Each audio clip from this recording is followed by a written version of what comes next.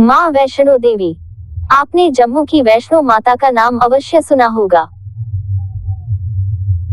आज हम आपको इन्हीं की कहानी सुना रहे हैं, जो बरसों से जम्मू कश्मीर में सुनी व सुनाई जाती है।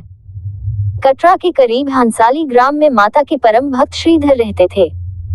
उनके यहाँ कोई संतान न थी। वे इस कारण बहुत दुखी रहते थे। एक दिन उन्होंने नवरात्रि पूजन के लिए कुंवारी कन्याओं को बुलवाया। माँ वैष्णो कन्या वेश में उन्हीं के बीच आ बैठी। अन्य कन्याएं तो चली गई, किंतु माँ वैष्णो नहीं गई। वह श्रीधर से बोली, सबको अपने घर भंडारे का निमंत्रण दे आओ। श्रीधर ने उस दिव्य कन्या की बात मान ली और आसपास के गांवों में भंडारे का संदेश पहुंचा दिया। लौटते समय गोरखनाथ व भैरवनाथ जी को भी उनके चेलों सहित न्योता दे दिया। सभी अतिथि हैरान थे कि आखिर कौन सी कन्या है जो इतने सारे लोगों को भोजन करवाना चाहती है। श्रीधर की कुटिया में बहुत से लोग बैठ गए। दिव्य कन्या ने एक विचित्र पात्र से भोजन परोसना आरंभ किया। जब कन्या भैरवनाथ के पास पहुंची तो वह बोले, मुझे तो मांस व मदिरा चाहिए। ब्राह्मण के भंडारे में ये सब नहीं मिलता।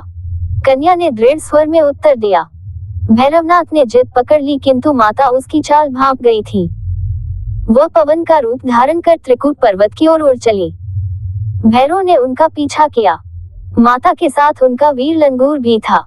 एक गुफा में मां शक्ति ने 9 माह तक तप किया। भैरव भी उनकी खोज में वहां आ पहुंचा।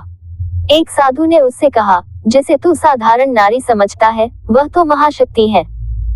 भैरव ने साधु की बात अनसुनी कर दी। माता गुफा की दूसरी ओर से मार्ग बनाकर बाहर निकल गई।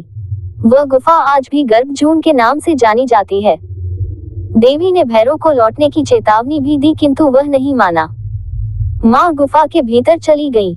द्वार पर वीर लंगूर था। उसने भैरव से युद्ध किया। जब वीर लंगूर निढाल होने लगा तो माता वैष्णो ने चंडी का रूप धारण किया और भैरव का वध कर दिया। भैरव का सिर भैरव घाटी में जा गिरा। तब मां ने उसे वरदान दिया कि जो भी मेरे दर्शनों के पश्चात भैरव के दर्शन करेगा, उसकी सभी मनोकामनाएं पूरी होंगी। आज भी प्रतिवर्ष लाखों श्रद्धालु माता वैष्णो के दर्शन करने आते हैं। गुफा में माता पिंडी रूप में विराजमान है।